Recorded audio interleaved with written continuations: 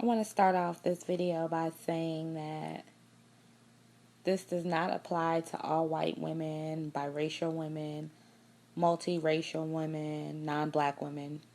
Obviously, I'm not speaking about all of you guys, but we're not going to pretend that this does not happen.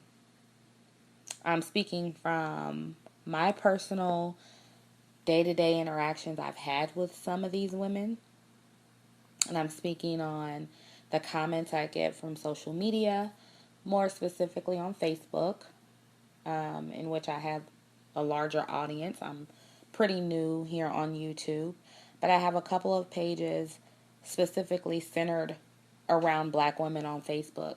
And, sometimes you have those white and biracial or multiracial women that mosey their way on over to the black girl page and stir up trouble. So I'm not making any of this up. I'm actually pulling these topics from real experiences and conversations. And this is most likely something you're not going to get biracial people or white people or non-black women, biracial women, multiracial women. You're not going to get them to admit.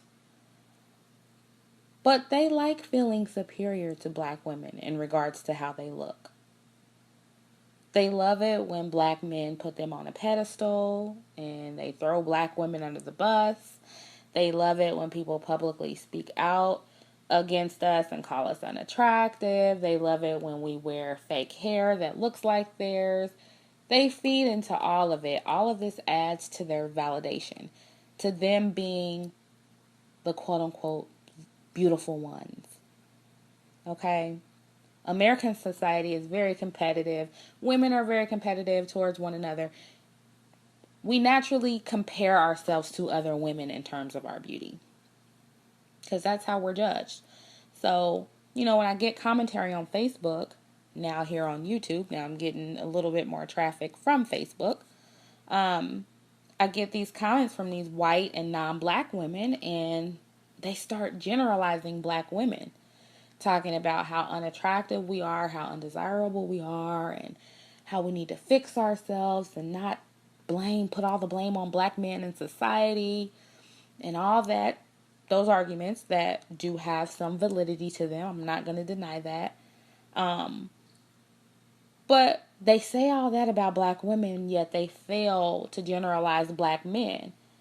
They fail to talk about society, white supremacy, the roles that they play in the background. And I know when they do that, I know exactly what kind of mentality and what kind of psychology I'm working with. At that point, I know I'm dealing with a person who is basking in their privilege of being white or light-skinned or biracial or whatever. And they try to use black women and dark-skinned women as their scapegoat for that. They act as if black women are the one and only ones to blame for their undesirability. It's the same way white people will solely blame black people for their own failures, but they ignore the underlying effects of white supremacy. It's somewhat of a tactic they use to try to invalidate our feelings. It's something they do to try to make it seem like it's not a problem going on. Oh, we're just prettier than you. When in actuality, yeah, some of you are, but it's also some serious brainwashing and whitewashing going on. You can name 4 popular, beautiful white women right now, and I'll come back at you almost immediately with 4 beautiful black women that are just as beautiful that don't get recognition. And I do agree that in a lot of ways black women contribute to their undesirability. But that in itself stems from the ongoing effect of white supremacy, which again they choose to ignore. But it's just like racism. Black women and dark-skinned women have to try extra hard. They have to be damn near perfect to get their props when it comes to their beauty. And even then, we still don't get them. That's where you get the whole, pretty for a dark-skinned girl. That's where that comes in. And these are things that white women, non-black women, and even some light-skinned women try to ignore or they try to sweep under the rug when these topics come up. They're deflecting and they're basking in their privilege, and they truthfully would never give black women the credit, even if we did, as a whole, quote unquote, step our game up. Now, some of these women, it's pure, blatant, whitewashed fuckery. Like, they'll actually come on the Facebook page and they'll, post pictures of mixed babies with blue eyes or show images of, biracial women, and they'll caption it, "This is what real beauty looks like." White women, Asian women, non-black, any woman that's not black. So some of it is in your face, kind of disrespect, but all of it breaks down to them having this superiority complex. Again, it's not all of them, but think about it. If they are perceived as better, a lot of them believe it. They internalize it. It plays into their confidence. Just as racism and colorism and all those things play into a lot of black women's and dark-skinned women's self-esteem. So it's easy for, a lot of them to just say, "Oh, well, black women and dark-skinned women are just playing victim." When they know damn well they get more attention just because of their skin in a lot of cases. And not only that, but, they love getting the attention. And if it was the other way around, dark-skinned women would love it. So why some of them deny it, I'll never know. I mean, well, I do know it's vain. They don't want to seem vain because that's the reputation that they have, and they don't like that reputation. But it's a natural human reaction if you're getting more attention. I mean, come on, think about it. So, this doesn't take away from some of the things that they go through as biracial women or even light-skinned black women. We saw light girls, we saw dark girls. So it is very possible for a woman from the opposite end of the spectrum to experience the same kind of pain that happens, on the dark side, quote unquote, dark side. So it's possible, just as it's possible that a dark-skinned woman or a black woman may not experience any pain from colorism. So you do have your gray areas, but like I always say, black women and dark-skinned women, we get the brunt of colorism. Even if we are pretty, especially in the media. So obviously I have to talk in terms of majority. And if white supremacy is really a thing, then anything closer to that spectrum of white is going to be most elevated. It's going to be most accepted and, most acceptable. So I think it's safe to say that a lot of white women, biracial women, non-black women who are attractive, especially the attractive ones, know and use their widely accepted beauty to their advantage. And you have some that will inadvertently admit that. They say things like, "Oh, I'm biracial, I'm the best of both worlds, so I have options." Or, the actresses that look racially ambiguous, they like playing both sides. And think about what that means, that I'm biracial, I'm the best of both worlds, so I have options. I mean, if you're honest about it, collectively, I would say it's a true statement. I mean, ironically, you are starting to see like the whitest dudes with the blackest women. Like, I swear, here in my city, I mean, you'll see like the whitest of white guy with the blackest black girl, like natural hair and all. But how many more times have you seen a biracial or racially ambiguous looking woman with a white man? Probably more times than you see a white man with a black woman that's dark skinned or brown skinned. So, yeah, in a sense, I guess you could say biracial women may have more options in that aspect because, I think people of all races are more comfortable dating within their own race.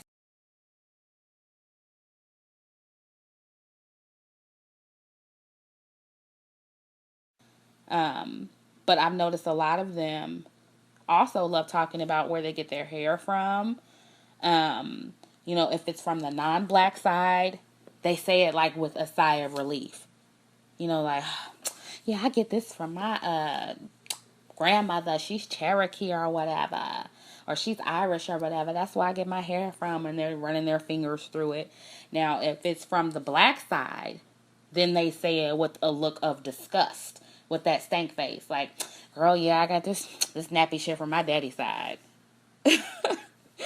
And to be honest with you, I think with some of them, it's just a very subconscious way of thinking and talking and feeling.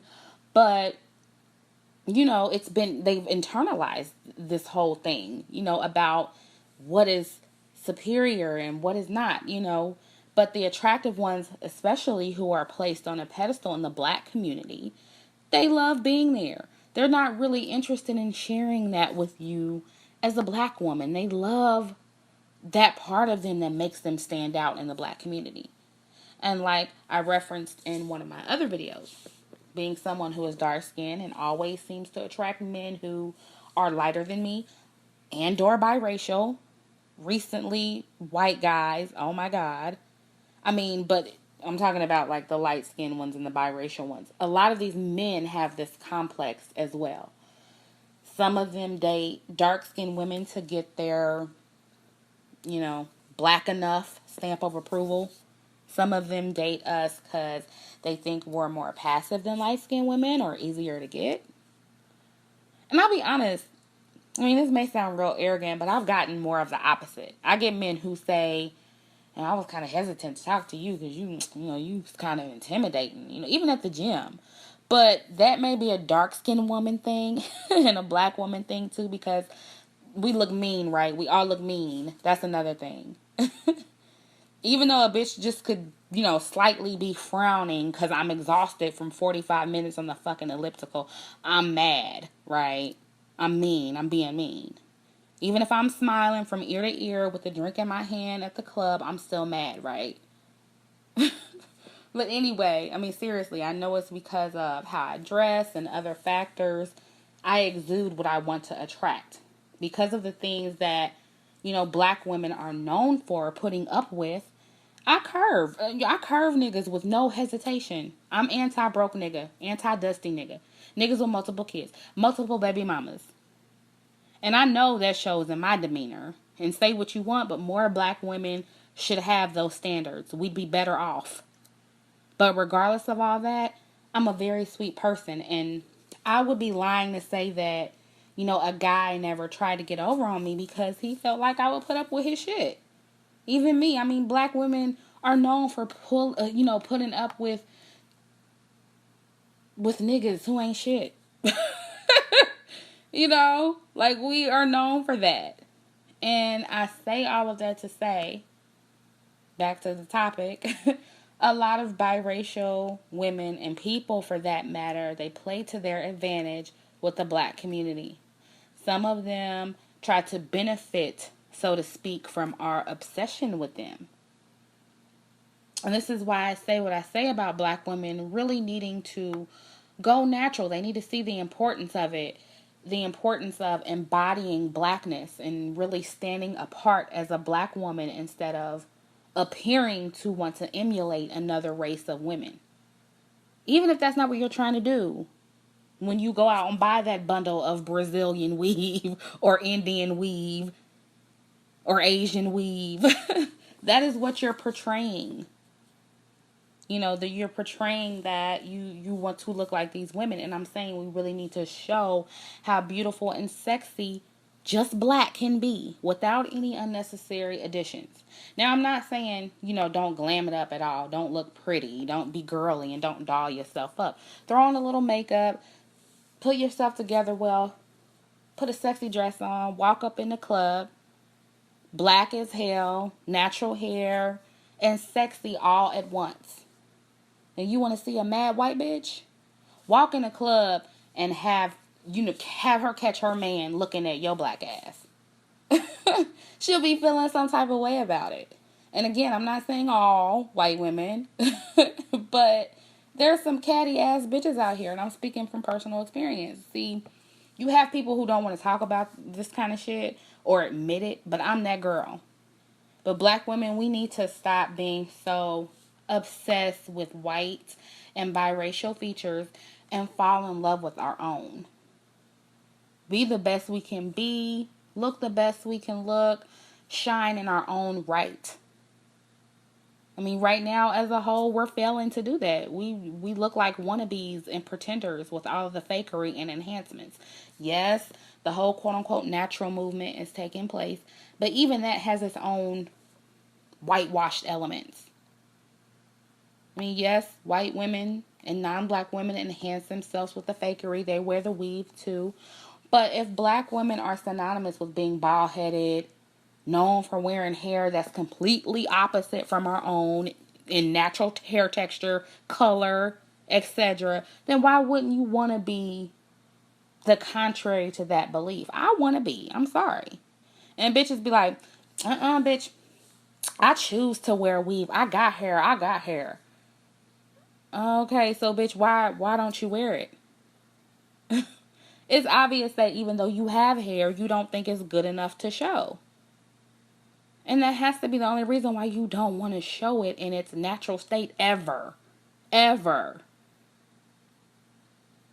It makes you look like you hate being you. And a lot of women that have Brazilian looking hair, Asian looking hair, Indian looking hair, naturally, that grows out of their hair, they're looking at you and they're basking in their beauty. They're getting a kick out of you. It's adding to their validation. And listen, I'm not suggesting that you go against white women, biracial women, non-black women. I'm not suggesting you fight them. Don't be friends with them. I have friends of all races. Like, my group looks like a crayon box. Like, I'm serious.